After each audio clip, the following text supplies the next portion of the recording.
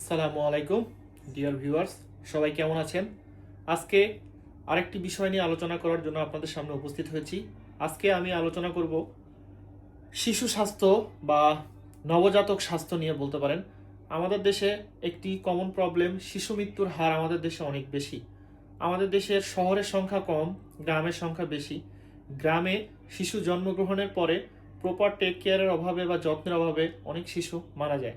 এই জন্য যারা গ্রামে আছেন বা যাদের জানা প্রয়োজন, গ্রাম বা শহর কথা না, গ্রাম বা শহর সবারই জানা প্রয়োজন, একটি শিশু জন্মগ্রহণ করার পরে কি কি জিনিস দেখে আমরা বুঝতে পারবো শিশুটি স্বাভাবিক আছে।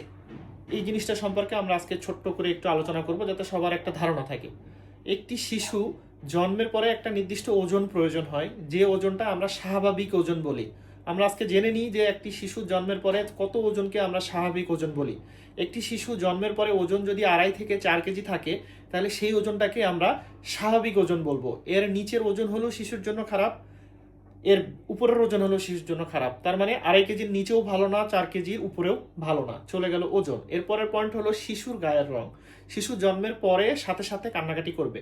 কান্নাকাটি করলে তার ফুসফুসে অক্সিজেন যাবে, ব্রেনে ব্লাড সাপ্লাই যাবে, এবং এতে শিশুর গায়ের রংটা পিঙ্ক কালার বা গোলাপি কালার আসবে।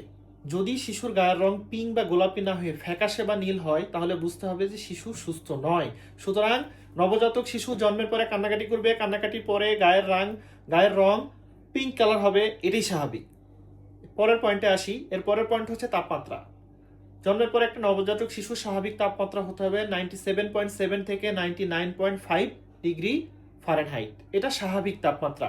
এবং আমাদের চেষ্টা থাকবে একটি নবজাতক শিশু মায়ের পেটের ভিতরে যেহেতু একটু উষ্ণ টেম্পারেচারের ভিতরে থাকে, আমরা শিশুটি জন্মের পরে একটু উষ্ণ এনভায়রনমেন্টের ভিতরে রাখার চেষ্টা করব।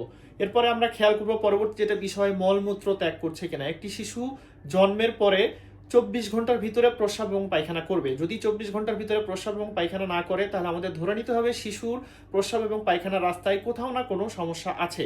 সুতরাং আমাদেরকে দ্রুত ডক্টরের কাছে নিয়ে যেতে হবে এবং ডক্টরের পরামর্শ অনুযায়ী আমাদের কাজ করতে হবে। তারপরে খাবারের দিকে আমরা যেটা খেয়াল রাখতে পারি, একটি শিশু জন্মের পরে নিজে থেকে মায়ের দুধ টেনে খাওয়ার ক্ষমতা তার থাকবে। যদি খেতে না পারে, তাহলে আমাদের নিশ্চয়ই চিন্তার বিষয় হবে এবং আমাদের বুঝতে হবে যে শিশুর কোথাও সমস্যা আছে কিনা। এবং একটি শিশু জন্মের পরে 18 থেকে 20 ঘন্টাই ঘুমাবে এবং বাকি সময় জাগবে শুধু খাবারের জন্য। এই যে অতিরিক্ত ঘুমকে অনেকে ভয় মনে করেন, একটি শিশু এত কেন ঘুমাচ্ছে, না, এটাই স্বাভাবিক। একটি শিশু এভাবেই ঘুমাবে এবং ঘুমের মাধ্যমেই তার গ্রোথ হবে। এবং সতর্কতার আরেকটি বিষয় হচ্ছে, কোনো শিশুর কোনো জন্মগত ত্রুটি আছে কিনা, এটা আমাদের একটু খেয়াল করতে হবে। এটা আসলে সাধারণ মানুষের পক্ষে বোঝা কঠিন। একটি শিশু বিশেষজ্ঞ ডাক্তার দেখিয়ে নিলে খুব সহজেই উনি বলে দিতে পারবে যে শিশুর কোনো জন্মগত ত্রুটি আছে কিনা। এবং সব থেকে বেশি যেটা মনে রাখতে হবে, যে বাচ্চা ঠিকমতো দুধ টানতে পারছে কিনা, শরীর নীল হয়ে যায় বা খুব দ্রুত শ্বাস নেয়, এরকম যদি কোনো কিছু দেখেন যে বাচ্চা দুধ টানতে পারছে না, শরীর নীল হয়ে যাচ্ছে এবং বাচ্চা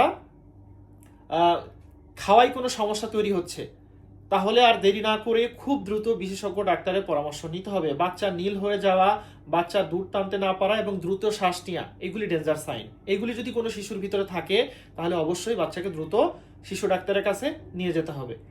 সবাইকে ধন্যবাদ আজকের এই ছোট ভিডিওটি দেখার জন্য। আমার পেজে আমার হোয়াটসঅ্যাপ নাম্বার দেওয়া আছে, যে কোনো প্রয়োজনে আপনারা নক করতে পারেন এবং আমার মেসেঞ্জারও নক করতে পারেন। ইনশাআল্লাহ যে কোনো সময়ে যদি আমি ফ্রি থাকি, আপনাদেরকে সাহায্য করব। আজকে এ পর্যন্তই। পরবর্তীতে আমরা আলোচনা করব শিশু স্বাস্থ্যের অন্য কোনো বিষয় নিয়ে। ঠিক আছে, ধন্যবাদ।